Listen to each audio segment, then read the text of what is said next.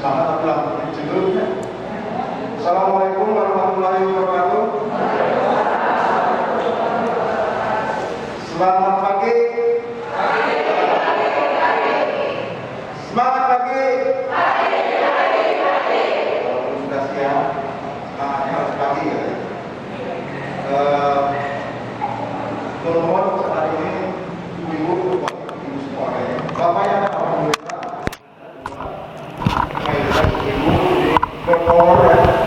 Sudah hadir di sini atas undangan kami dari DPRD Jawa Barat, dan hari ini sesungguhnya secara resmi adalah kegiatan reses ya. Jadi anggota dewan itu kalau sudah duduk, kemudian dia wajib ketemu dengan konstituen untuk mencari masukan aspirasi dari masyarakat. Itu reses sesungguhnya. Jadi nanti ibu-ibu sekalian, bapak-bapak, teman-teman ini menyampaikan apapun. Nah, saya minta tadi tertulis sesungguhnya. Jadi teman-teman panitia sudah membuat kuesioner.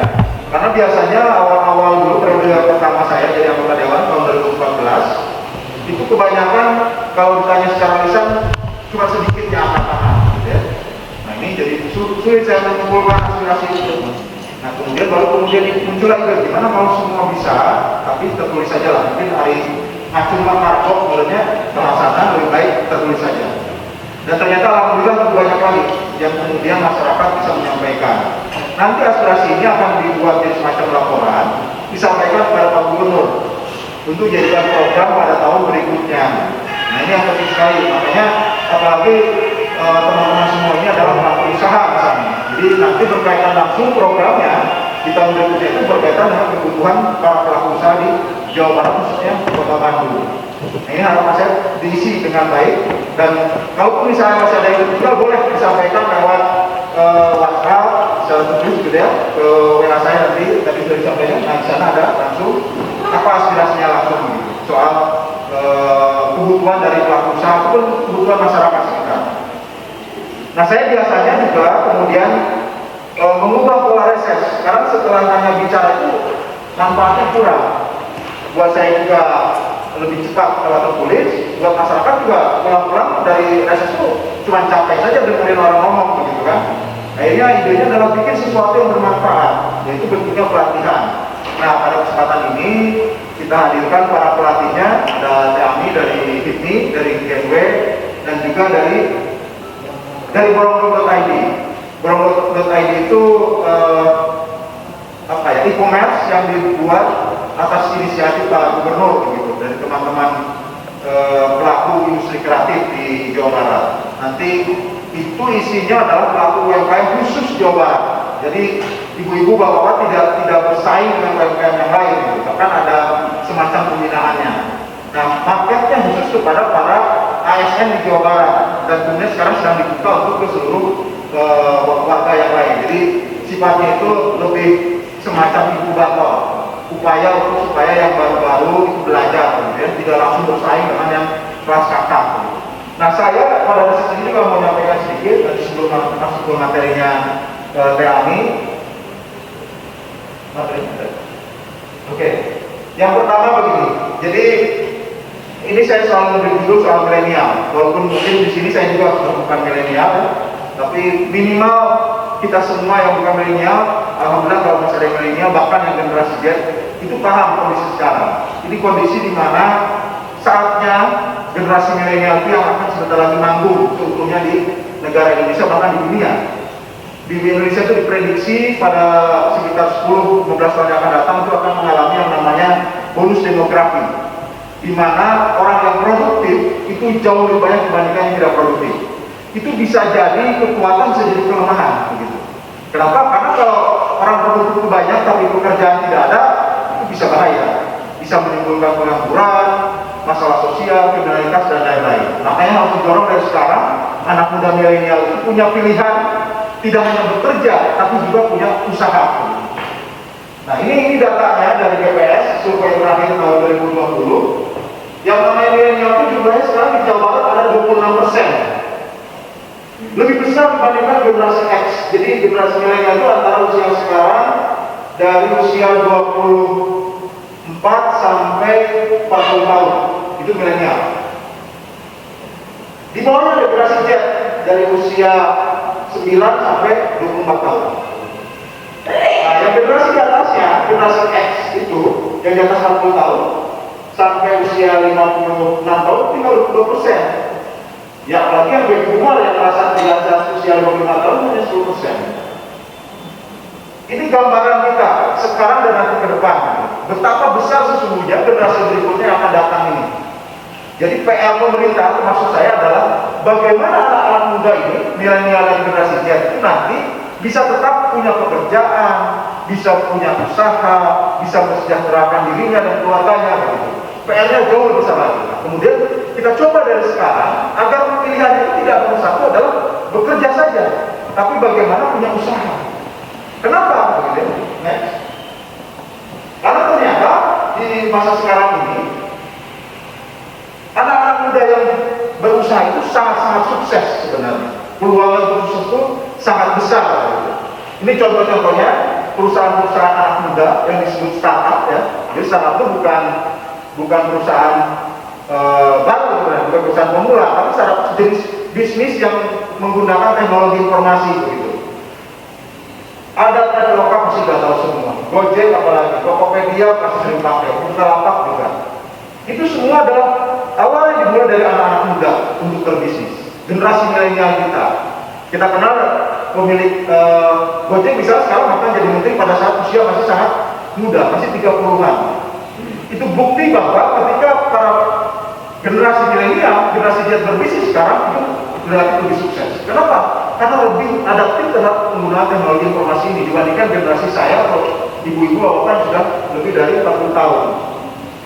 Jadi dan sudah semakin banyak lagi yang kemudian sukses dan disebut unicorn. Ada di sana Ajaib, JNT, kemudian Sandy dan lain sebagainya. Next. Dan juga banyak lagi calon-calon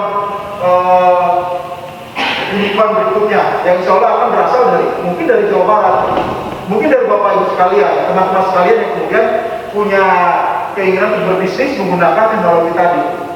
Nanti akan kita kenalkan misalnya dengan borongdok.id. Next. Nah, kami juga di Jawa Barat untuk memfasilitasi tujuan tadi agar generasi milenial, generasi Z itu bisa tetap mampu punya pekerjaan, punya usaha di masa yang akan datang ketika penduduk bumi ini semakin banyak begitu.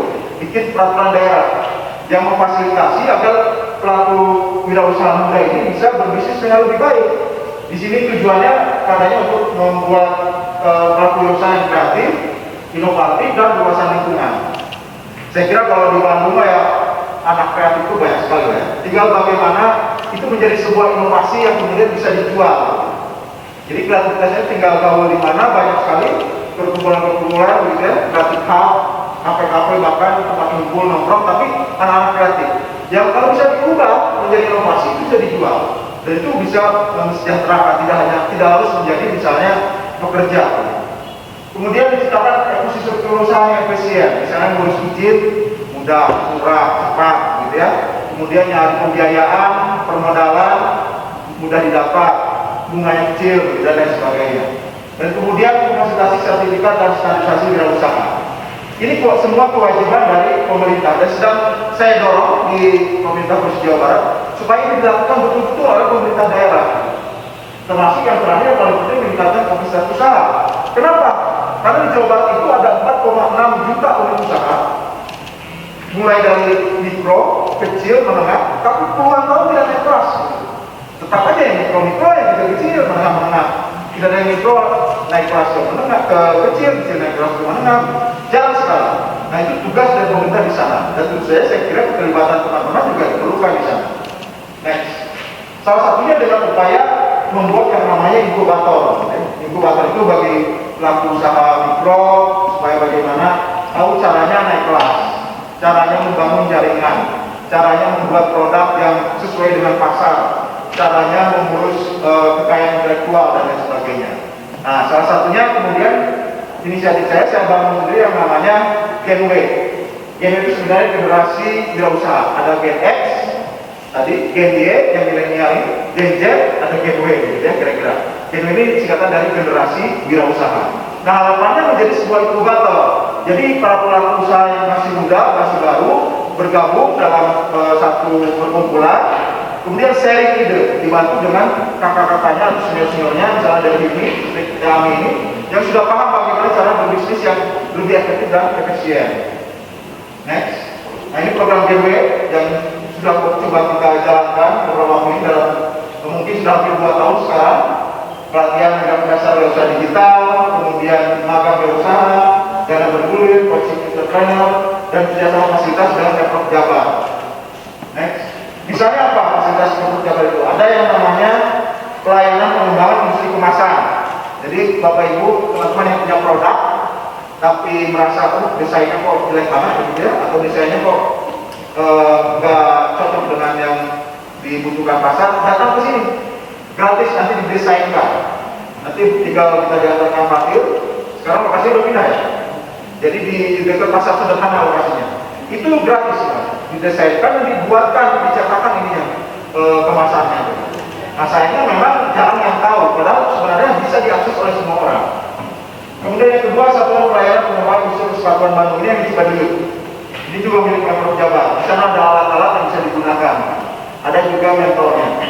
Kemudian ada pengembangan unsur tekstilan di Majalaya. Nah, ini memang agak jauh. Terutama mungkin teman-teman yang bisnisnya perubahan bahan tekstil, pengolahan di sana tempatnya. Kemudian ada industri lokal di BDKG yang dekat pasar BDKG itu punya Pemprov Jabar. Next. Dan ini nanti yang teman-teman akan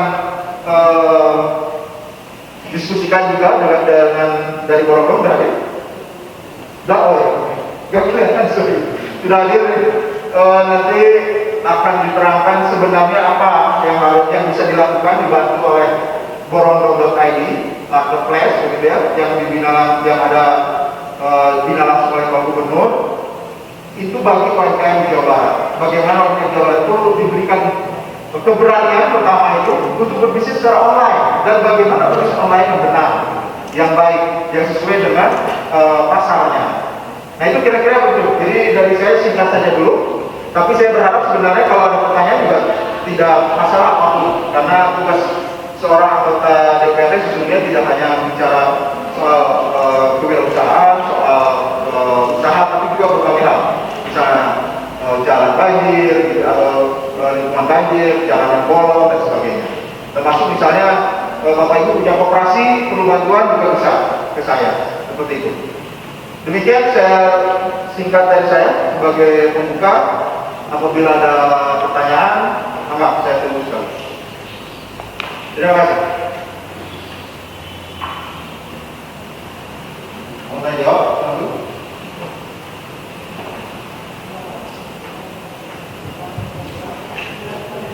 Baiklah, seperti tadi yang disampaikan oleh Kang Yun, ada yang bertanya? Silakan. 5 pertanyaan pertama. Nah, 1 senang tangan dulu.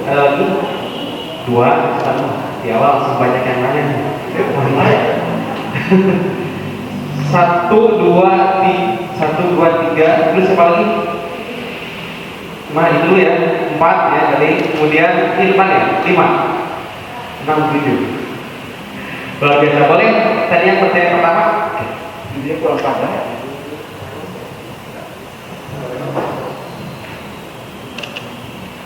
Boleh sambil disebutkan nama terlebih dahulu.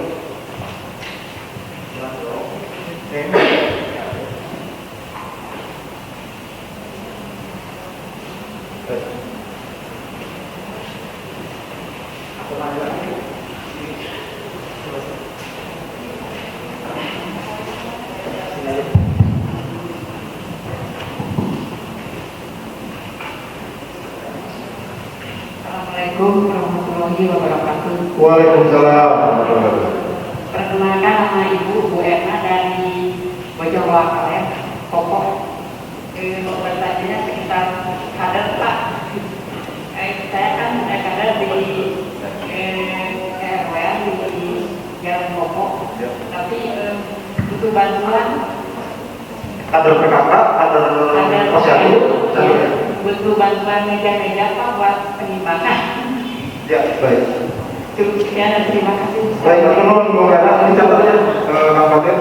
Jadi memang untuk posyandu, Saya pernah membantu posyandu, tapi memang itu prosesnya agak panjang karena ini kaitannya dengan program yang ada atau tidak ada di Provinsi Jawa Barat. Jadi tiap tahun ada. Dulu zaman gubernur yang lalu ada khusus programnya untuk posyandu karena Pak Ahmad Heriawan dulu menargetkan sekitar 100.000 posyandu se-Jawa Barat gitu. Nah masalahnya tahun sekarang, Pak Gubernur sekarang tidak ada program untuk posyandu. Jadi persyaratannya harus dipenuhi dulu. Misalnya apa? Persyaratannya itu harus berupa badan hukum, yaitu kalau Pak yayasan yang ngajuinnya, gitu ya. Misalnya ada yayasan di lingkungan ibu nih, ngajuin itu bisa, atau koperasi juga boleh, atau perkumpulan boleh, gitu. Karena sekarang programnya tidak ada, jadi harus lewat jalur yang kedua, yaitu jalur tadi, jalur badan hukum tadi. Karena sesungguhnya posyandu itu kewenangannya ada di pemerintah kota, bukan di provinsi. Jadi kami tidak bisa bantu langsung sesungguhnya, kecuali tadi ada program yang khusus. Karena bagi Pak Gubernur yang dulu itu adalah visi beliau harus bantu posyandu. Nah sekarang visi-misinya tidak terkait dengan posyandu begitu. Jadi program itu sudah tidak ada dari Gubernur sekarang, tapi masih bisa cari caranya. Dengan cara itu minta bantuan, misalnya di lingkungan itu tadi ada yayasan apa, ada koperasi apa, atau ada perkumpulan apa. Nah mereka yang mengajukan bantuan untuk posyandu ini. Begitu. Itu yang paling mungkin dilakukan sekarang ini. Tapi kalau yang langsung sifatnya belum ada programnya. Begitu. Lewat mana?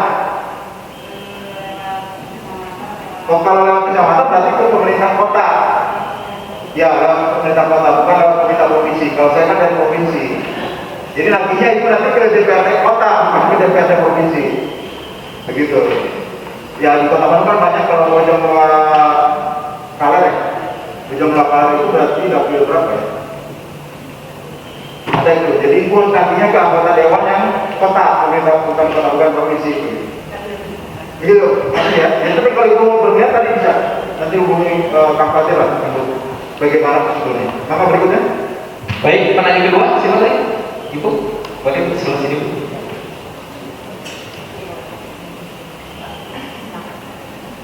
Sudah nyampe ini. Silakan sebutkan namanya ya. Kemudian ada nama.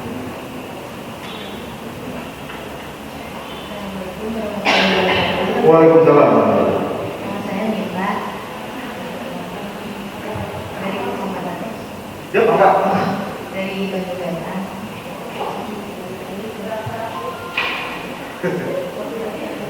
Saya bertanya tentang UMKM ini Pak ya. Ya. Kalau UMKM itu untuk naik kelas kan perlu legalitas segala macam. Nah itu kadang-kadang ya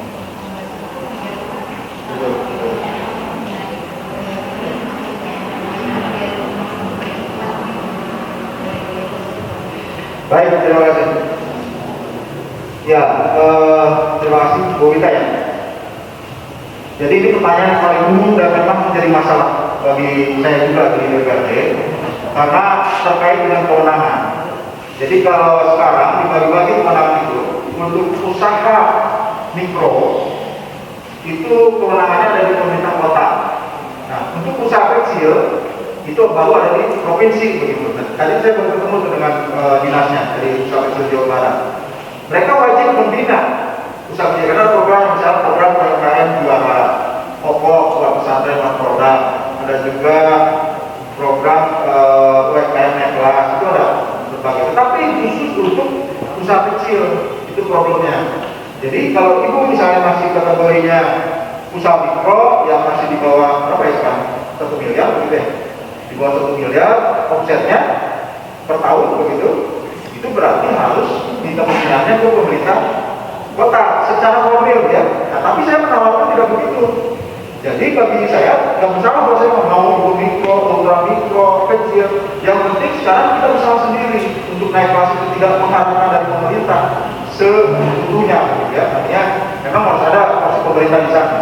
Tapi ada yang bisa kita lakukan termasuk nanti apa yang diterangkan oleh Kami dan Kang Radit. Kang Radit ini akan bicara bagaimana caranya usaha itu naik kelas begitu. Secara yang terupayakan sendiri dulu sebenarnya. Tapi memang nanti bisa ikut program boleh dari pemerintah. Seperti tadi UMKM juara itu bisa ikut daftar. Walaupun tadi memang biasanya dilihat dulu ini kelasnya apa. Tidak dilihat legalitasnya dulu.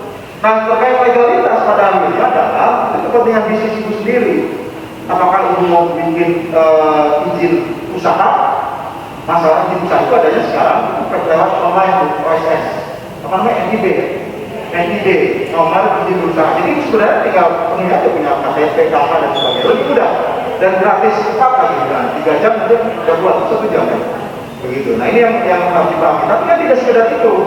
Banyak aspek lain yang saya sampaikan. Misalnya standarisasi halal, BPOM kalau misalnya ibu usahanya makanan, begitu ya. Kemudian juga ada merek dagang dan sebagainya kalau untuk produk yang lain gitu ya. Misalnya fashion dan sebagainya.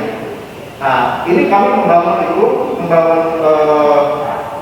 semacam bimbingan begitu, bahwa sebenarnya kalau online kelas itu seperti apa, yang non pemerintahnya. Tapi tadi ada, kalau ibu mau tertarik dengan pemerintahnya juga ada. Cuman tadi memang saya harus tanyakan dulu, ini masuk ke program pemerintah Jawa Barat atau pemerintah kota sebenarnya levelnya. Kira-kira begitu. Nanti bisa ibu kalau mau lihat program-programnya, kalau ibu punya Instagram, ibu punya Instagram kan? Punya ya? Alhamdulillah. Itu di follow aja tuh, Dinas Koperasi dan Usaha Kecil Jawa Barat, Dinas Perindah Jawa, itu ada nanti program setiap tahun. Dan terus dipantau dari awal tahun begitu. Apa yang dimulai pendaftarannya kapan begitu. Nah, itu nanti kalau ibu perlu bantuan, Pak saya sudah daftar nih, nanti tinggal bilang ke saya, nanti saya endorse begitu supaya bisa masuk ke dalam program tersebut. Kira-kira begitu ya? Turun. Selanjutnya pertanyaan ketiga, kita berikan 2 kesempatan lagi untuk yang bertanya pada sesi ini. 2 lagi, siapa aja tadi? Kita ini dulu ya, kita ini dulu. Itu dia nih, Bapak Mas. Assalamualaikum warahmatullahi wabarakatuh. Saya Kita dari Kopo ya Pak. Mengenai dana bergulir paket bukan itu, saya mau menanyakan sistemnya itu seperti apa sih Pak? Apakah penyaluran dananya melalui bank atau melalui sudah seperti itu? Dan ruang lingkup apa saja yang bisa terlakukan Ya, baik. Itu ada lagi? Baik, jadi ini memang konsep dana bergulir seharusnya kewajiban pemerintah. Nah, di pemerintah pusat sudah ada lewat Kementerian Koperasi UMKM itu ada namanya Lembaga Pengelola Dana Bergulir. Cuman sayangnya itu digulirkannya ke koperasi, terutama koperasi yang besar-besar, karena mereka tidak mau NPL, tidak mau macet begitulah ya. Jadi akhirnya yang dapat dana koperasi besar. Tidak ada yang nyampe ke koperasi kecil, bahkan apalagi usaha kecil gitu, tidak ada. Nah kemudian pemerintah Jawa Barat punya program juga pada bulan yang lalu namanya kredit cinta rakyat. Itu sudah dana bergulir. Cuma ternyata lewat bank BJB dan bunganya tinggi begitu. Itu juga dana bergulir. Jadi masih nggak tepat sasaran juga karena bunganya ya sama dengan bunga pinjaman biasa. Padahal dana bergulir kecil sekali bunganya. Nah periode ini ada lagi namanya kredit mesra. Ada nggak ini ya kredit mesra? Nggak ada ya. Nah itu adalah kredit yang digulirkan oleh bank BJB untuk pelaku-pelaku usaha kecil, mikro dan kecil. Saya kira demikian ya. Betul mohon. Saya kira begitu dari saya. Nanti kalau ada lagi setelah sesi kami bisa juga tanyakan lagi. Setelah sesinya Borondong juga nanti bisa tanyakan lagi saya. Saya tutup. Wassalamualaikum warahmatullahi wabarakatuh. Ya, alhamdulillah kesempatan kali ini saya bisa berbicara dengan ibu semua, kakak-kakak semua, dan mereka selamat datang ke acara workshop kali ini ya. Nah, tapi mungkin sebelumnya saya boleh kenalannya sebelum saya perkenalkan ini sekali lagi. Dari sini ada yang dari komunitas Rajut Binong, boleh angkat tangan nggak? Rajut Binong. Ya. Ada lagi yang dari Rajut Binong, komunitas Rajut Binong. Oke.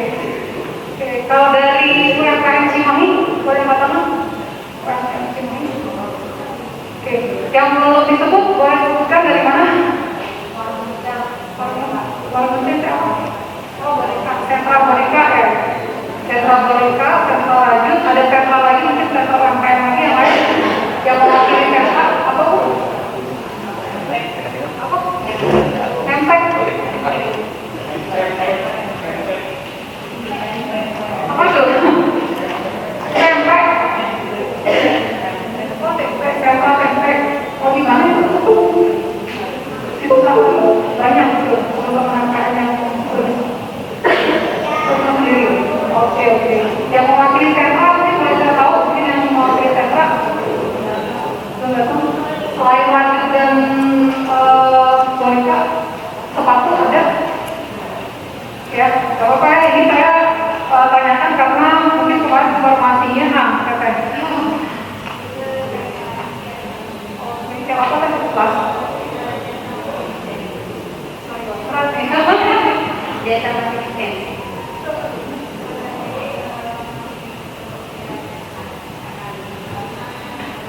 Oh iya, yang tadi yang industri berat ya, industri berat. Perempuan ya yang berbisnis di situ ya.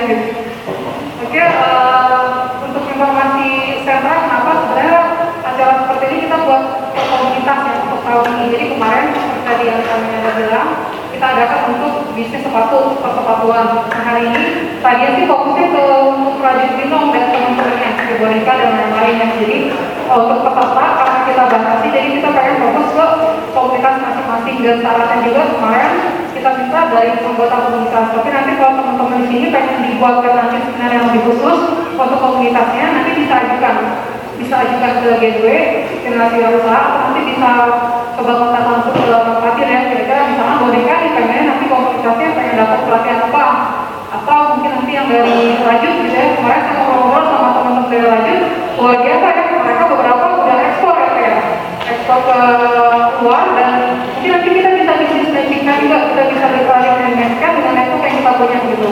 Karena mungkin perkenalkan saya Ami gitu ya, Azmia, biasa dipanggil Ami. Saya bergabung di HIPI, Himpunan Pengusaha Muda Indonesia. Nah di situ selain berbisnis, saya juga berjejaring ya dengan teman-teman pengusaha nasional di Indonesia. Nah harapannya karena saya ini di Jawa Barat, saya bisa bawa bisnisnya teman-teman nih yang saya tahu bagus, yang potensial untuk diintegrasikan dengan pengusaha-pengusaha lain yang butuh. Terutama di produk-produk UMKM yang memang sudah punya kualitas ya. Dan tadi saya kemarin saya tahu bahwa Rajut itu memang banyak permintaannya, dan kenapa enggak nih kita bisa bikin brand yang besar seperti brand-brand yang asing ya, karena mereka juga banyak yang ngambilnya di sini gitu. Dan saya juga punya kan di bisnisnya kaos kaki gitu, kira Rajut juga ya jadinya apa finishingnya gitu ya. Nah tadinya dari jual kaos kaki dari Gasibu gitu, dia jual dari pabrik dari Gasibu ngambil jual-jual seperti itu door dari kantor ke kantor. Sekarang sudah punya sendiri pabriknya dan sudah ekspor dan sudah punya jaringan di nasional. Mungkin ada yang tahu kaos kaki Soka. Nah itu yang ownernya teman senior saya di sini dan saya kenal secara pribadi gitu. Tadinya dari ngambilin barang stokannya pabrik gitu. Tapi tahu prosesnya dan sekarang sudah punya pabrik sendiri dan sudah ekspor. Dan ada permintaan juga yang lagi bangun jaring ke luar gitu. Itu kan luar biasa ya. Nanti harapannya ibu-ibu di sini juga bisa punya bisnis yang besar. Kalaupun nggak sendirian jalan ini kan punya anak ya, punya keluarga. Insya Allah walaupun mungkin bukan kategori milenial, tapi timnya milenial gitu ya. Jangan khawatir walaupun mungkin udah lewat dari milenial, nggak ada masalah gitu. Yang penting semangatnya, ya. Nah, tadi saya ambil saya aktif di GC dan GB juga. Lanjut. Nah ini kalau background bisnis saya itu sebenarnya di IT ya, di aplikasi. Hanya mungkin buat informasi buat di IT dan di hospitality. Ini nggak akan saya bahas banyak di sini ya. Nah ini ada beberapa hal menarik nih tentang UMKM gitu, karena selama ini juga penopang ekonomi Indonesia UMKM ya, 80%-nya bisa survive UMKM, bukan perusahaan-perusahaan besar. Malah sekarang kita boleh baca gitu, perusahaan-perusahaan besar yang asetnya besar itu sudah mau dibangunkan semua ya, baik yang punya pesawat gitu ya, yang punya BUMN, yang punya pabrik, yang punya skala raksasa gitu ya. Mereka terancam utang dan memang sudah banyak menyatakan fighting secara apa ya, akhirnya udah fighting dong gitu ya, utang puluhan triliun gitu. Nah Bapak Ibu di sini UMKM nggak punya utang puluhan triliun ya, mungkin Tapi insya Allah karena kolektif banyak itu yang bisa membangkitkan ekonomi Indonesia gitu. Jadi kita harus semangat gitu. Nah, di sini ada beberapa hal tentang UMKM. Pertama ada yang tahapnya ide, kemudian tahapnya action, kemudian ada rencana. Nah, ibu-ibu di sini mungkin sudah punya pada tahapnya action ya, udah mengerjakannya. Tapi kalau misalkan dulu itu mungkin mengerjakan apa actionnya itu karena kebetulan atau tiba-tiba, mungkin nggak apa-apa nih bisa mulai dirapikan rencana bisnisnya seperti apa seperti itu. Tapi ada juga orang yang pengen punya bisnis cuma ide aja, dia punya ide tapi dia nggak berani mulai.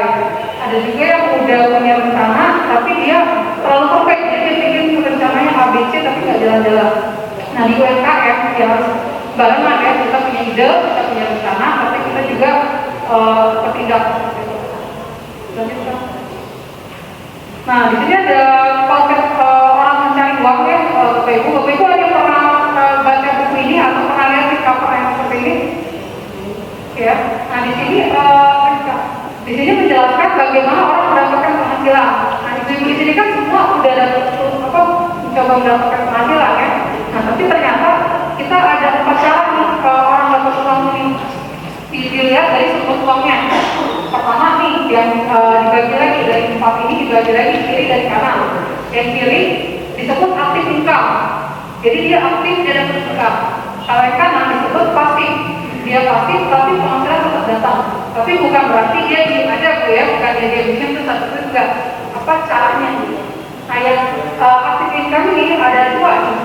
Satu employee, pegawai, yang kedua self-employed. Nah bedanya apa? Kalau pegawai ya kita kerja, kita dapat uang, kita dapat gaji bulanan ya seperti itu.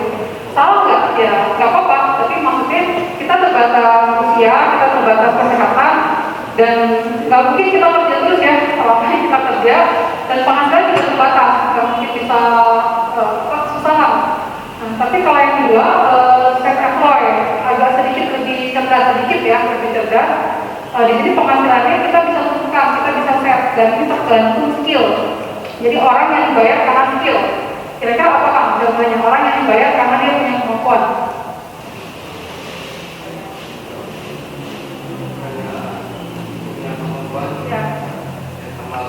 Ya,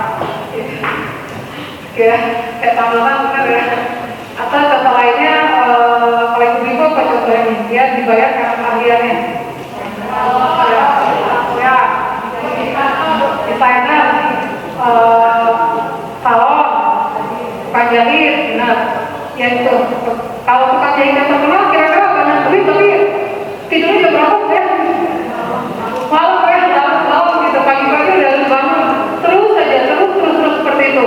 Nah, tukang jahit, desainer, salon, itu dia tetap bisa dapat penghasilan di sebelah kiri atau sebelah kanan. Nah, dia tetap bisa dapat penghasilan. Tapi kalau dia punya butik gitu, nah dia masuk ke kanan, namanya business owner. Dia punya bisnis, dia punya butik, dia punya salon. Ibu-ibu pilih mana? Penjahit yang punya salon atau penjahit yang memang dapat penghasilan dari naik tiap hari gitu? Penjahit yang punya butik maksudnya ya. Nah, jadi kita udah pelan-pelan yang UMKM ini, walaupun kita merasa dapat uang dari kerja kita atau dari bisnis kita, mindsetnya kita harus berpikir apa yang kita kerjakan ini harus polanya ke sebelah kanan. Sebelah kanan ini dimana kita punya sistem, kita punya bisnisnya. Walaupun kami masak, walaupun kami jahit gitu ya, jangan mikirin saya mau lebaran gitu ya, pasti banyak duit nih gitu ya karena bikin kue gitu ya. Itu boleh gitu benar, tapi mulai berpikir gimana caranya bisa punya pabrik kue yang ada sistemnya gitu. Yang bukan kita yang ngatur langsung gitu, tapi kita manajemennya aja, tapi yang mau Jokowinya segala macam, kita mulai berpikir gimana UMKM kita tuh punya sistem. Nah itu yang membedain antara bisnis yang mikro selama-lamanya gitu ya dengan bisnis yang UMKM naik kelas. Ibu pengen naik kelas ya? Pengen ya? Atau tadi hari ini mikro, besok mikro, 10 tahun lagi masih mikro gitu ya. Dan orang lain tadi ada yang mau jual kaos kaki, tetap untuk dia bukan merendahkan profesi manapun gitu. Tapi tetap dia jual kaos kaki di situ aja gitu, di lokasi saja. Tapi ada satu lagi yang berpikir dia bisa punya pabrik gitu. Termasuk kue juga GNC, cookies gitu ya, dan lain-lain kan itu kan mulai dari rumahan ya, pasti ibu tahu banget lah gitu dari rumahan. Tapi akhirnya punya sistem yang besar sekarang sistem yang jalan penghasilan dapat ke ownernya. Nah, UMKM harus berpikir seperti itu, harus pelan-pelan, walaupun cuma punya 2-3 karyawan, tapi kalau pikirnya sana gitu ya. Ya. Dan yang terakhir satu lagi investor ini dimana uang menghasilkan uang. Jadi kalau misalkan kita punya uang ya kita bisa invest ke bisnis kita yang lain, bisa bisnis teman-teman. Misalnya kamu punya butik, saya punya duit nih gitu ya, walaupun kita nggak banyak. Tapi kalau yang udah besar ya orang udah nggak kerja lagi, tapi investasi dan kontrol gitu ya. Nah, ibu-ibu pikirin aja kira-kira mau di posisi yang mana gitu. Kalau yang kiri seperti itu lebih baik, kalau yang kanan insya Allah bisa pensiun, dan ini harus segera dimulai. Ini mungkin sedikit aja untuk ibu ya, sedikit preview lah biar buka gitu ya gambaran tentang gimana sih uang itu menghasilkan. Dan kalau ada orang bilang kenapa orang kaya nambah kaya, orang miskin tetap miskin gitu ya, karena tadi kalau orang yang nggak punya uang itu dia di kuadran kiri dia terus berputar di situ gitu, dia nggak susah untuk lompat. Tapi kenapa orang kaya nambah kaya? Dia ada uang besar lagi, dia ada uang bangun bisnis, dia ada uang bikin bisnis lebih besar lagi gitu. Nah itu yang kita harus pelajari ya. Lanjutkan. Nah ini tentang sistem, jadi kita harus punya sistem yang jelas. Sistem itu nggak harus yang rumit, jadi karena kita UMKM, sistem yang penting sistemnya itu terstruktur. Misal kayak tadi UMKM yang orang kue gitu ya, dia punya sistem gimana caranya produksi, gimana caranya marketing, gimana caranya mungkin belanja barang, purchasing, gimana caranya kontrol uang. Dia punya sistem-sistem yang terpisah, tapi benar gitu ya, jangan sampai tadi jualannya benar, tapi produksinya meratakan gitu. Ternyata untungnya apa, omsetnya besar, tapi kok diuntung nggak ada untungnya yang ditetes gitu. Itu kenapa? Karena sistemnya nggak jalan. Dia kok otomatis ya, dia jalan aja gitu. Kita bikin sistem kecil-kecil tapi rapi. Gak apa-apa kalau tadi gimana cara belanja saya, jangan-jangan saya belanja telur ini dari sekilo beli selalu setengah kilonya busuk gitu. Kita nggak tahu, kita nggak ngecek karyawan gitu. Nah itu kan jadi pas itu omset 100 juta bisa ambil gitu. Tapi kok nggak ada penghasilan, kok kurang terus gitu. Kita bedanya UMKM mikro dan yang mereka kita ada sistem, kita harus punya sistem ya. Mulai bikin nanti gitu ya. Mereka juga bahannya beli di mana gitu kan ya. Berapa belanja yang kita bikinin yang sederhana aja, ambil buku gambar kayak gitu apa ya, dibikin sistem pembelanjaan, sistem ini dibikin apa, dibikin caranya gitu ya, kayak TK nggak apa-apa gitu ya soalnya. Nah tapi kenapa nih kita mau melakukan itu semua gitu, ngapain capek-capek gitu ya, kenapa? Nah itu jadi kita harus mulai dulu dari hal yang namanya next step, why gitu ya. Pertama itu why, lalu how, baru what. Nah kalau what ini baru produknya, baru kita ngomongin produknya apa, bagusnya gimana, warnanya apa gitu ya, baju bisa kayak baju tadi. Kita bikin produknya kayak gini yang harus apa, kardigan yang model gini, warna ini, itu nanti ibu-ibu gitu ya, itu what. Kue yang harus bikinnya seperti apa. Sebelum kita mesti mikirin produk kita apa, kita yang pertama harus tahu why dulu. Kita ngapain sih bikin produk ini itu buat apa gitu. Kita bikin bisnis baju selama ini itu apa tujuannya gitu, supaya apa, apakah kita pengen iseng aja ikutan teman gitu ya, atau kalau kita pengen misalkan supaya masyarakat Popo itu misalnya atau Indonesia itu punya produk yang murah, yang murah, terjangkau, tapi bisa keren gitu. Jadi kita harus tahu dulu lah why-nya itu kita buat produk apa, baru kita tahu, kita cari tahu caranya gimana punya produk yang bagus, punya bisnis yang bagus. Karena kalau UMKM disuruh belajar kan suka malas gitu ya, ngapain sih harus belajar malas-malas pembukuan segala macam ya. Kalau kita yang nggak ada tujuan pasti malas, kita pengen satu tiga cuma jualan gitu. Kalau jualan aja ya balik lagi ya gitu ya. Jadi harus cari tahu apa sih saya harus belajar tentang marketing, bisnis, tentang pembukuan. Cari tahu dulu kenapa sampai detik ini masih berbisnis UMKM merek apa pembuka. Karena kalau nggak gitu tahun depan bisnisnya ganti lagi gitu ya. UMKM kan terkenal gitu ya. Hari ini bisnis A, besok bisnis B, besoknya ganti lagi. Akhirnya kita capek gitu ya. Nggak maju-maju gitu. Ya, kan. Nah, ini tadi sekilas tentang how-nya gitu ya. market yang besar. Nah, Bapak Ibu di sini pastiin dulu nih market bisnis itu apa ya? Seberapa besar sih sebenarnya orang tuh mau yang akan menggunakan produk kita seperti itu. Kalau misalkan sangat kecil, misal ya gitu ya, nggak ada salahnya kita ganti bisnisnya atau ganti produknya. Nah, kalau besar berarti kita bisa punya calon pembeli yang besar ya. Contohnya apa tadi? Misalkan fashion itu kan kita bisa lihat tuh berapa banyak orang yang belanja fashion di Shopee itu paling tinggi fashion ya. Nah itu marketnya besar. Nah kita bisa ambil loh kayak kalau saya fashion atau sandang tangan atau apa. Tapi kalau misalkan di bisnisnya ikan koki misalnya itu boleh, tapi sedikit lebih sulit gitu, harus lebih jago bisnisnya. Nah, kita pastiin bisnis kita cukup besar sehingga kita nggak terlalu ngos-ngosan untuk jalan bisnisnya. Makanan, apalagi yang besar kira-kira. Nah sekarang kosmetik ya lagi kencang banget. Kosmetik, skincare, essential oil dan lain-lain besar gitu. Banyak lah, itu bisa pilih nanti bisnis seperti apa. Tapi kalau ternyata kayak yang kecil, ya nggak usah. Nah ini nanti tahun yang jauh lagi kita lihat besar atau kecilnya itu. Nggak cukup waktu untuk dibandingin ya. Nah kemudian teknologi driven, teknologi ini kita harus mulai pakai teknologi. Kalau misalnya kita belum bisa, kita harus belajar. Kalau capek belajar, kita harus cari anak kita, gitu ya, teman atau apa yang bisa bantu kita. Jadi jangan berarti kita ya, udah tua nih, nggak mau nih serba teknologi, gagal atau apa-apa. Tapi kita bantuan ponakan siapa gitu ya, yang bisa bangun bisnisnya. Dan saya ada satu contoh nih, kebetulan juga jadi pembicara di Gateway kemarinnya di RSS juga. Aplikasinya itu namanya Warung Grosir. Nah itu produknya sembako gitu ya, jual sembako, jual beras dan lain-lain gitu ya. Dan yang saya dengar orang tuanya itu dulu juragan sembako ya kan, juragan beras yang mungkin inilah apa, juragan lah gitu ya. Nah sekarang dibikin bisnisnya itu digital. Pertanyaannya orang bisa beli beras di mana aja ya, tapi kenapa orang beli di Alfamart, kenapa orang beli di aplikasi gitu. Nah akhirnya sama anaknya dia bikin aplikasi untuk pesan beras di gudang bapaknya tadi gitu. Karena dia tahu ya, kalau dia nggak pindah cara nggak pakai teknologi, pasti itu tutup gitu. Kasarnya ya, di juragan berasnya itu ada waktu yang ketika misalnya oh beli aja pakai aplikasi beras dapat diskon, dapat cashback gitu ya.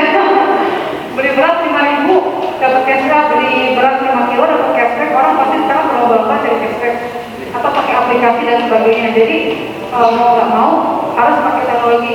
Resikonya apa kalau nggak pakai teknologi, nggak pakai digital dan lain-lain?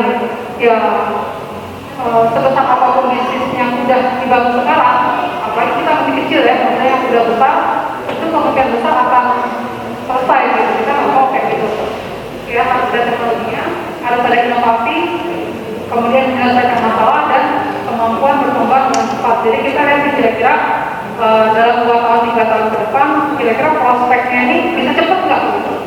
Karena kalau nggak cepat, kita mungkin tertatih-tatih. Tapi kalau misalnya oke, kalau saya cepat, bisnisnya punya peluang untuk bisa berkembang dengan cepat gitu.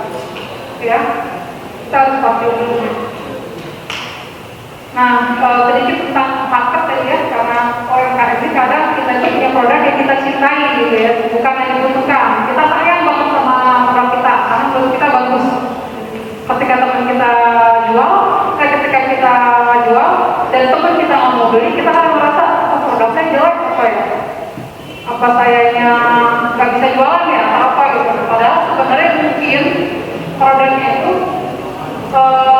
nggak sesuai market gitu. Apa sih market tadi yang saya bahas di awal tadi? Itu adalah gabungan orang yang punya kebutuhan.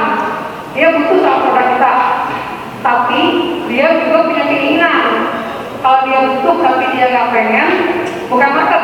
Kalau itu cuma pikirin sama produknya ya, misalkan rajut atau apapun itulah. Banyak orang yang butuh pakaian rajut gitu, atau misalnya boneka. Berapa banyak sih orang yang butuh pengen beli boneka itu berapa banyak gitu. Butuh dia bukan pingin ya, kalau pingin nanti. Oh dia butuh karena dia punya anak, kayak wajib setiap keluarga itu punya boneka atau apa gitu. Nah dia pengen beli nggak gitu.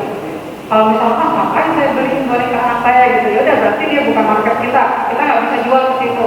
Dan satu lagi, dia mampu beli nggak produknya. Nah, kalau produk fashion misalkan ya, saya pengen punya fashion, ya udah. Saya butuh fashion, saya butuh baju, ya. Tapi saya nggak sanggup beli, kemahalan misalnya. Apakah jadi omset? Nggak juga, nggak bisa kan? Nah, kita harus menemukan itu. Kalau saya bikin bikin baju yang bagus banget, saya pengen punya baju kardigan yang bagus, tapi kalau saya jualnya misalkan 1,5 juta, 2 juta gitu ya, contoh ya, apakah saya akan belanja atau enggak gitu. Nah, kalau semua berpikir seperti saya, apakah bisnis teman-teman itu akan jalan? Enggak. Tapi kalau saya jual per THB 500.000 atau 300.000, dibeli nih. Nah, berarti itu marketnya gitu. Cari orang-orang yang punya kemampuan belinya kira-kira segini, produknya itu dia pengen beli, nah carinya di mana? Ya mungkin nanti kan bisa cari itu bisa banyak lagi nih, tapi kita bisa cari orang-orang yang jangan jual kardigan tank top misalkan ke ibu-ibu yang berjilbab misalkan, itu kan nggak kena gitu. Tapi kalau misalkan ke ABG atau apa, bisa dia mampu.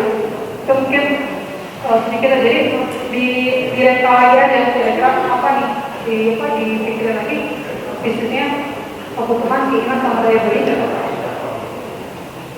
Oke, nah ini yang paling penting, kita harus mulai dari yang kecil ya, gitu ya, step by stepnya. Tapi bapak ibu di sini luar biasa, saya belajar nih, karena siang-siang datang ke sini dan ingin belajar, udah luar biasa ya, semangatnya saya yakin udah mentalnya udah siap, karena mulai bisnis harus di mental gitu ya, kalau mentalnya nggak ada, susah gitu ya. Kita harus punya mental yang besar, punya tujuan yang besar, tapi mulai dari hal yang kecil. Nah, kalau misalnya UMKM itu nggak punya tujuan besar, nah dia akan tetap jadi usaha mikro gitu ya, dia nggak akan berkembang. Nah, kita harus, walaupun kita sekarang UMKM, tapi punya targetnya besar. Pengen sebesar apa nih? Pengen sebesar jadi misalnya 10 terbesar nasional produksi heater misalnya, bisa kan gitu ya. Atau misalnya mereka kayak DRT tadi kan sekarang nasional ya, cookiesnya. Tadinya kalau cuma berpikir jual kue aja ya udah kan, sebatas jual kue aja, tapi punya impian besar. Yang dikerjain kecil nggak? Kecil kan, bikin kue sama aja ya. Apa tiba-tiba bikin kuenya jadi akrobat gitu kan? Enggak ya, tetap yang dilakukan sama, tapi tujuan besar. Nah itu yang perlu kita tekankan. Ya, oh ya, sorry. Nah ini bergabung dengan komunitas offline dan online. Kalau tadi saya senang sekali, maka tadi saya tanya dari komunitas mana, karena komunitas itu sangat membantu gitu. Dan tadi teman-teman dengar dari seminar tadi sampaikan bahwa ketika kita bergabung, misalkan contoh aja dari koperasi, dana itu bisa masuk. Kenapa? Karena orang tuh kalau langsung ngasih dana ke kita, kalau misalkan kitanya tuh sendiri, orang tuh nggak percaya sama kita tuh siapa gitu. Tiba-tiba mau, walaupun kita bisa sebesar, tapi kepercayaan orang bisa bekerja sama kita, kalau ngasih uang ke kita tuh kecil, karena kita nggak ada komunitasnya, karena kita nggak ada organisasinya gitu. Nah, ibu-ibu di sini alhamdulillah udah bergabung di organisasi, udah bergabung di komunitas, itu bisa menguatkan dan juga bisa jadi sumber bisa jadi tim lah gitu. Jadi tadinya mungkin bete banget karena jualan pakai uang saya lebih, tapi begitu ngomong sama temannya, oh saya juga bisnis yang sama, ini pengalaman saya loh. Karena kalau kita dengerin masukan dari orang lain yang nggak berbisnis yang sama, mungkin menyesatkan ya. Dibilangnya gini, tapi kalau sama komunitas, sama asosiasi, insya Allah dapat masukan dan masukannya insya Allah sesuai gitu. Nah jadi bisa dilihat lagi kira-kira komunitasnya seperti apa. Dan yang terakhir ini amati, dengarkan diskusi dengan peluang yang ada. Rajin-rajin cari peluang untuk ibu ya juga. Tapi saya yakin dari muka-mukanya nih ini semua nih semangat semua cari peluang ya. Rajin ngobrol, cari peluang dan ya udah nanti habis dari sini saling kenalan ya kira-kira nanti apa nih butuhnya apa. Oke, lanjutkan. Ini kalau untuk sistem apa sih yang harus dimiliki gitu ya. Nah, ini sama seperti yang tadi saya bilang di awal, kita harus punya sistem. Sistemnya apa? Bisa banyak sekali, tapi pelan-pelan aja.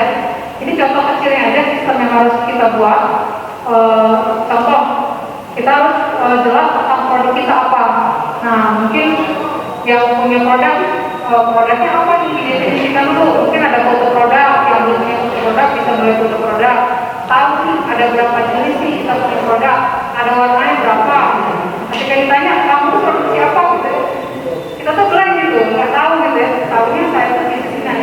berarti produk knowledge ini kurang.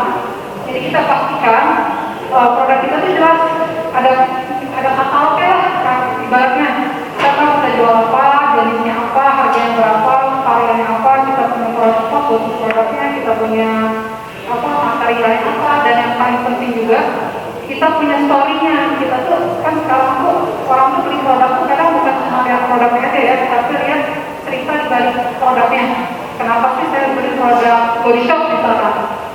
Nah, Body Shop itu menjual produk bukan produknya aja, tapi dia jual. Dan kenapa dia bisa besar sekali di dunia? Awalnya dia itu jual produk yang ramah lingkungan, yang tidak dites ke hewan.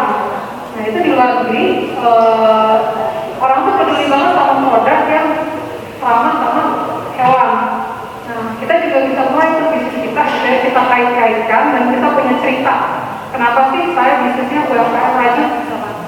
Karena ini memberdayakan masyarakat sekitar, atau karena boneka karena beri happiness, karena untuk membawa kebahagiaan dan keceriaan buat anak Indonesia. Karena kita bisa mulai bangun cerita tentang produk kita dari sekarang. Jadi kalau cuma bawa boneka aja, ya nggak ada kelebihannya. Tapi kita harus jelas produk kita apa gitu, unggulan apa dan bangun cerita. Itu contoh satu aja kan itu lumayan ya, lumayan apa harus jelas untuk kita buat. Nah, kemudian ada tentang distribusi. Nah, ada kita buat sistem distribusi. Kita tadi balik lagi, kita ambil aja buku gambar kita yang ukuran A3 itu, atau 4, tulis sistem distribusi. Kita tuh mau jual produk kita tuh lewat apa? Lewat online, toko. Ditulis tuh, gitu. Jangan kira-kira ditulis lewat toko. Tokonya toko apa? Pasar Baru gitu. Online, lewat apa? Online, Shopee, Tokopedia. Kemudian lewat konsinyasi, titip di Borma, misal ya, gitu ya.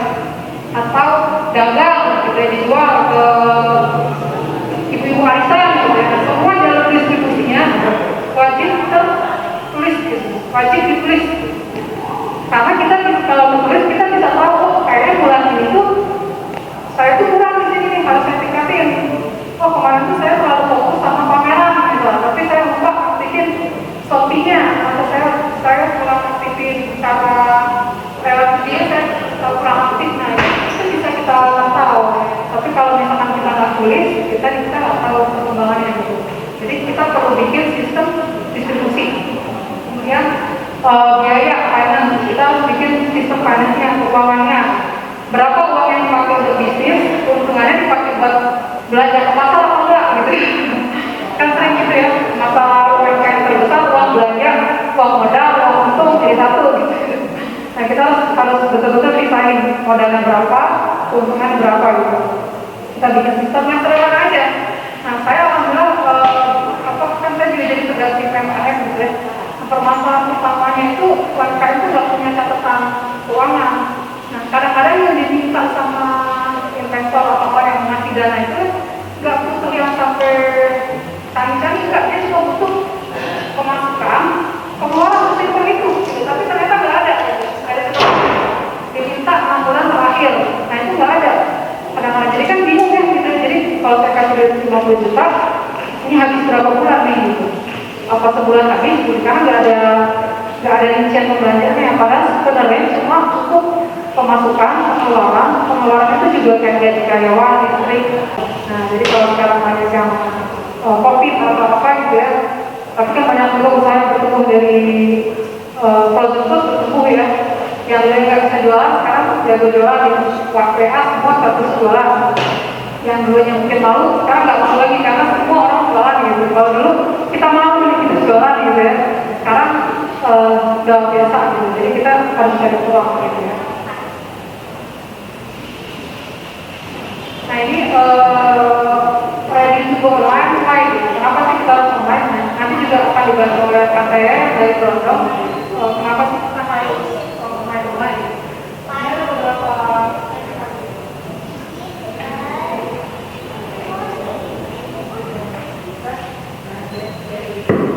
Oke, nah ini ada beberapa informasi, saya bacakan cepat aja gitu ya, karena juga tulisan kecil di sini. Kenapa sih kita harus taruh produk kita di online, bukan di Pasar Baru lagi atau bukan di Arisan atau di mana gitu ya?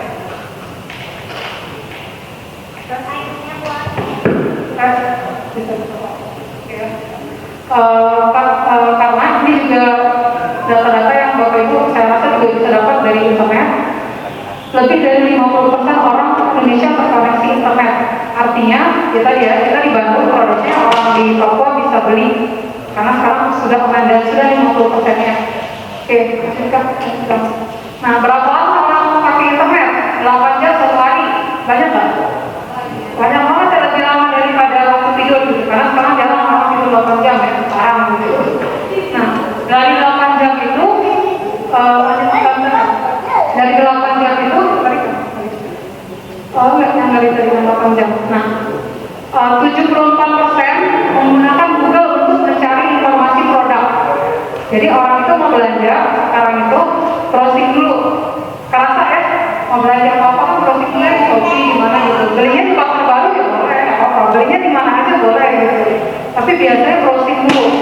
Artinya orang akan menemukan produk kita itu pertama bukan dari kita sendiri, tapi dari online. Itu udah nggak bisa dihindari lagi. Walaupun produk kita bagus apapun, saya punya kue enak.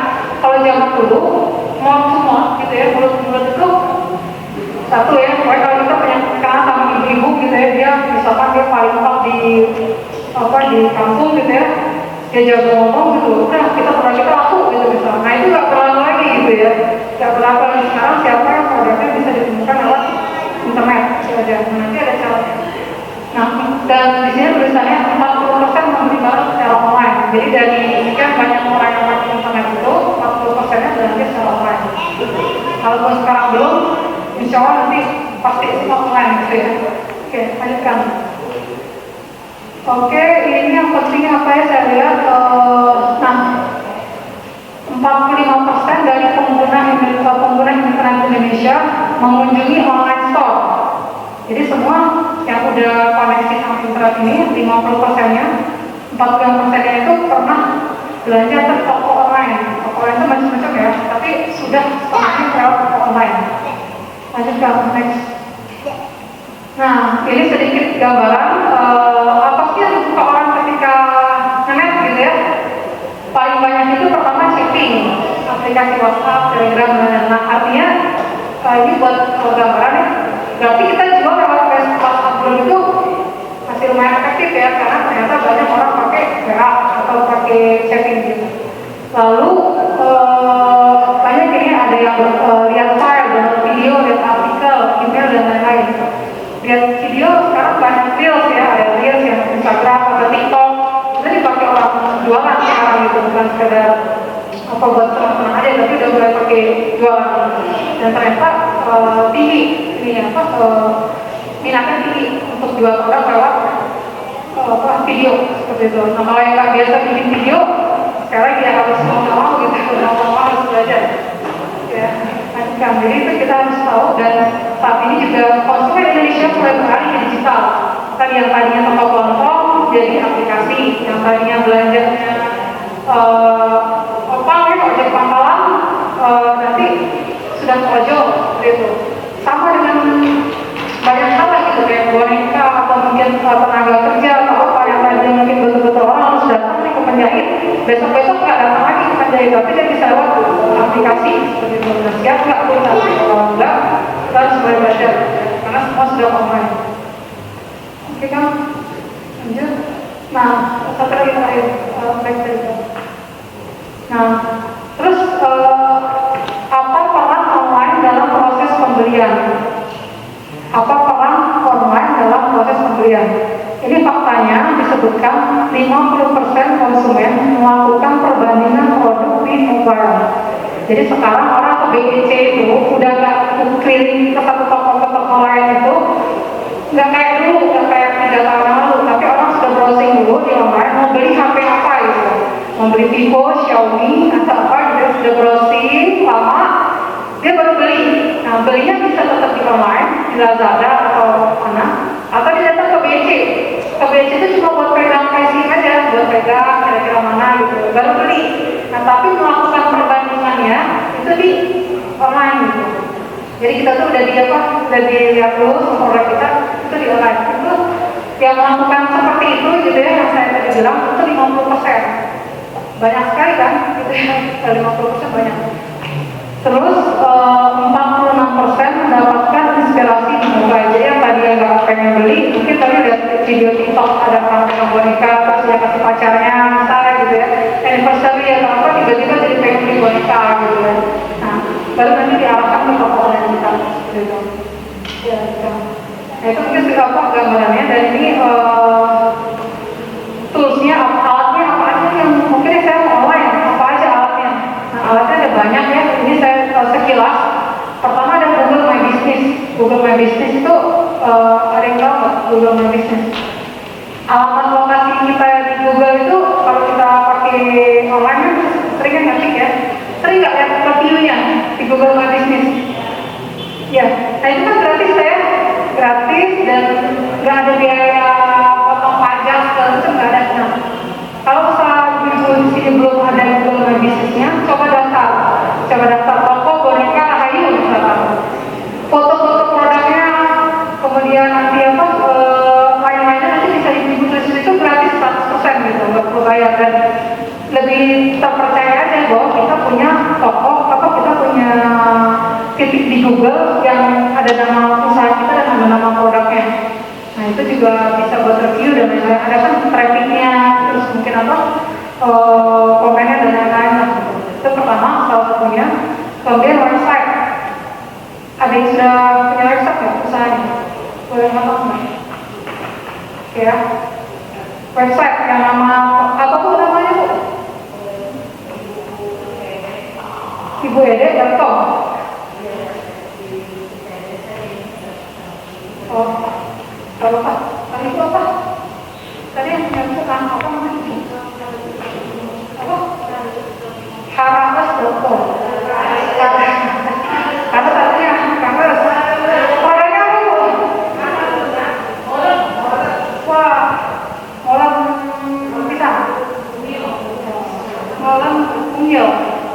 Ya, nah, bagus udah bikin ya, Artinya kan tadi ya, yang punya produk, yang punya website udah sedikit sekali, buat yang belum punya, wajib punya, gitu ya, karena itu apa ya, menunjukkan keseriusan dan keprofesionalan. Jadi tiap-tiap tools ini ada fungsi masing-masing. Kalau Google tadi lebih mudah ditemukan, lebih tricky dan lain-lain. Kalau yang punya website itu dianggap bisnisnya lebih profesional dibandingkan yang nggak punya. Kalau secara umum ya, gitu, oh ini udah punya website nih. Dan sekarang kan website itu murah ya. Berapa tuh bikin kemarin? Gratis ya? Nah gratis juga banyak ya kalau ada program pemerintah tadi, tapi murah lah. Ada dari, kalau saya tuh ada yang 800.000 setahun tuh ada gitu. Ya, website, kemudian sosial media. Nah sosial media udah sering ya, ada banyak sekali. Google Ads, pakai iklan, IG Ads juga bisa. Platform e-commerce, dropshipper, reseller. Nah kalau platform e-commerce, ya e-commerce ya pada umumnya. Kalau reseller, dropshipper juga sekarang lagi ramai, kita bisa pakai itu. Oke. Yang ini nggak saya jelasin lagi, karena nggak bisa waktunya ya. Sudah bisa. Nah ini tadi sekilas website keuntungannya apa, lebih profesional, orang lebih mudah menemukan bisnis kita. Kalau sosial media, keuntungannya apa?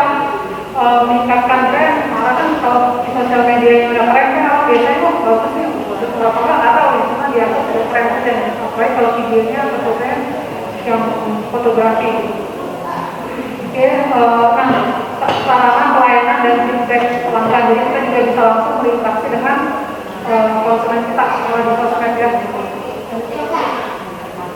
Nah ini terus karena sudah habis, tapi tadi saya juga bilang soal konten, ini namanya tadi ya PK.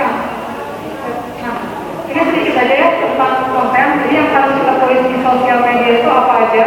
Ini ada aturannya 80-20 nih. Jadi 20% tentang produk kita, 80%-nya tentang hal-hal yang seputar produk kita gitu. Jadi jangan kita posting itu tentang produk kita, jualan boleh gitu ya. Jangan posting itu boleh terus gitu. Nanti orang malas berkunjung website kita. Tapi 80%-nya bisa disebut posting tentang gimana caranya bikin adonan tidak apa, kalau nggak kembang sebenarnya basah. Oh gimana caranya bikin produk nggak basah, terus gimana caranya menemukan warnanya bagus, gitu ya, titik-titiknya hitamnya berapa, titiknya berapa. Nah, setelah 20% itu kita posting tentang hal di luar dari produk kita gitu. 20% baru kita produk kita. Kan kadang-kadang ada posting kan tadi ya, produknya terus gitu. Akhirnya orang nggak ngeklik lagi dan nggak masuk di apa, nggak masuk di situ lagi ya, udah lewat aja gitu. Dan itu ada aturannya gitu.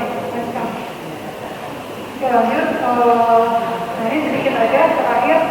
Sebenarnya kalau kita dalamnya ya masing-masing ada ilmunya ya, pasti gitu. Nah di apa? Back sedikit back. Nah untuk membuat konten marketing ada 3 hal yang penting banget nih sebagai bab penutup ya dari saya gitu. Ada 3 hal yang penting. Pertama perencanaan. Jadi harus direncanain dulu mau bikin apa gitu. Nah ya itu ya, mana teknologi masih gede. Ya, harus dibuat dulu gitu ya, perencanaannya seperti apa gitu. 1 minggu ini, 1 bulan ini, ya kita tuh bikin dulu perencanaan itu apa, mau bikin apa. Misal Januari nih ya, tentang kue gitu ya, misal Januari mau bikin tentang direncanain dulu lah gitu, plannya. Jangan nanti kalau mau baru posting gitu, kita harus ada, kemudian kita buat, baru mengelola. Nah di perencanaan itu ada apa aja? Di perencanaan salah satunya gitu ya, kita pastikan dulu siapa sih yang mau membaca konten kita itu, siapa yang membaca iklan kita itu. Nah salah satu contohnya kita pastikan dulu kita tahu konsumen kita, jadi yang mau belanjanya apa aja yang harus diteliti gitu ya. Jadi selanjutnya yang banyak konsumen sudah kita tuh laki atau perempuan, yang passion laki atau perempuan misalnya perempuan, kita definisikan dulu umurnya berapa yang mau beli produk kita tuh, umurnya berapa, anak kecil, orang tua, dewasa, ibu atau pekerja atau apa gitu ya. Nah kita tentuin dulu pekerjaannya apa.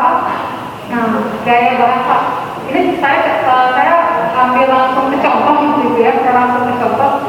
Kita ambil target usianya perempuan, usia 30 sampai 40 tahun. Pekerjaan biasa apa nih? Ibu rumah tangga ya, ibu rumah tangga. Nah kalau ibu rumah tangga bahasanya gimana gitu? Kira-kira bahasa ibu rumah tangga apa lo gue atau apa gitu kan? Enggak ya, aneh orang gitu ya. Enggak mungkin kan, ayo baru beli mulan taruh saya gitu. Mungkin tapi kan pakai bahasa yang lebih dewasa gitu ya. Nah contoh konten favorit apa? Resep kue kering tuh dan foto makanan. Ibu kan suka resep ya, foto dan resep. Bikinnya nggak tahu apa gitu ya, mungkin gitu. Nah itu biasa sering dikunjungi. Tapi kalau misalkan anak muda, mungkin resep kue yang posting itu nggak cocok. Kayak kafe ya, misalkan bisnisnya makanan, tapi targetnya bukan ibu, targetnya milenial misalkan. Yang perlu diposting apa kira-kira? Bukan resep makanan, tapi mungkin foto-foto dia di kafe, mungkin baju-baju dia di kafe atau apa yang posting itu beda lagi. Walaupun sama-sama jual kue gitu, tapi jual kue yang targetnya ibu-ibu sama jual kue yang targetnya anak muda dan milenial. Nanti gaya bahasanya, konten favoritnya, brand favoritnya beda lagi. Nah ini brand favorit contohnya tuh Kartika Sari sama Brownies Semangga untuk yang ibu-ibu gitu ya. Tapi kalau yang anak muda mungkin brand favoritnya sneaker atau apa gitu. Bahasa sneaker sama bahasa Amanda sama bahasa Kartika Sari beda kan gitu. Jadi jangan sampai kita promosi produknya salah bahasa gitu ya. Oke, ini sedikit aja terakhir. Yang kedua, kalender konten. Jadi kita harus punya jadwalnya, 1 bulan kita memposting apa, dan yang paling penting kita sesuaikan dengan tren. Jadi ada bulan ini ada agenda apa nih, misalkan kalau baru ya Natal misal, atau apa, jadi sesuaikan dengan jadwal-jadwalnya, kita sesuaikan. Nanti kan kita bisa posting sesuai dengan agenda tahunan. Oke, tentukan contohnya seperti hari listrik internasional. Nah, jika memang listrik kita kosmetik, kita tandai itu bahwa ketika lagi listrik internasional kita sudah postingan tentang produk kita. Jadi kan,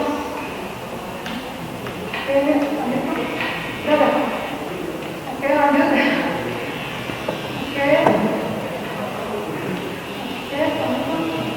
Lanjut ke terakhir, satu tes terakhir. Oke, nah ini tentang konten terakhir, kita harus mengikuti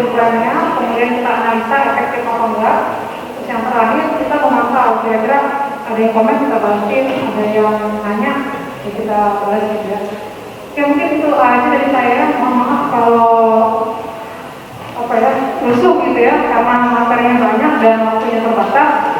Tapi insya Allah sih ini sudah saya jelaskan sekilasnya. Harapannya bukan untuk paham semuanya hari ini Bapak Ibu ya, tapi harapannya bisa ada apa ya pencerahan gitu.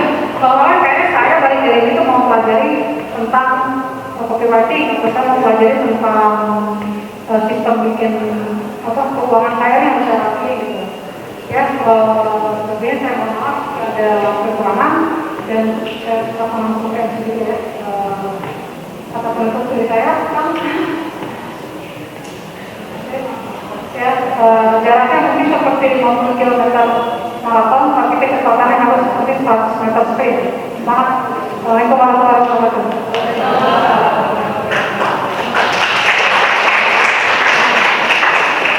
Untuk kesan-kesannya mungkin pertama kali saya datang ke seminar seperti ini ya, banyak ilmunya tentunya, terima kasih banyak. Lalu pesannya mungkin untuk pemerintah kali ya lebih diperluas lagi jangkauan untuk pemberian bantuan untuk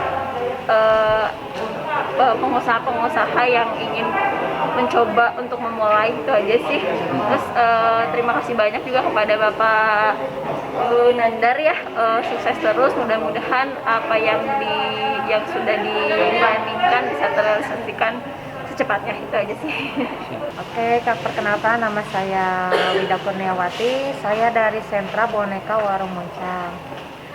Saya berterima kasih kepada Kang Yun diundang untuk acara ini. Kesan dan pesan saya untuk acara ini, yang pertama, acara ini sangat bagus, memotivasi kita sebagai IKM dari Kota Bandung untuk lebih maju lagi, untuk lebih sukses lagi. Pesannya semoga acara ini kedepannya lebih baik lagi. Assalamualaikum warahmatullahi wabarakatuh. Nama saya Siti Nur Aini, saya dari Obrolan Store. Kesan saya untuk acara ini, saya tertarik untuk ikut jadi tahu, diedukasi tentang bagaimana meningkatkan usaha UKM saya, terutama di bidang wirausaha. Kemudian jadi lebih tahu, mendapatkan pencerahan tentang wadah untuk meningkatkan bisnis kita ya. Pesan saya, semoga untuk kedepannya bisa diadakan lagi kegiatan-kegiatan ini, karena kegiatan ini positif sekali dan sangat membantu. Udah aja.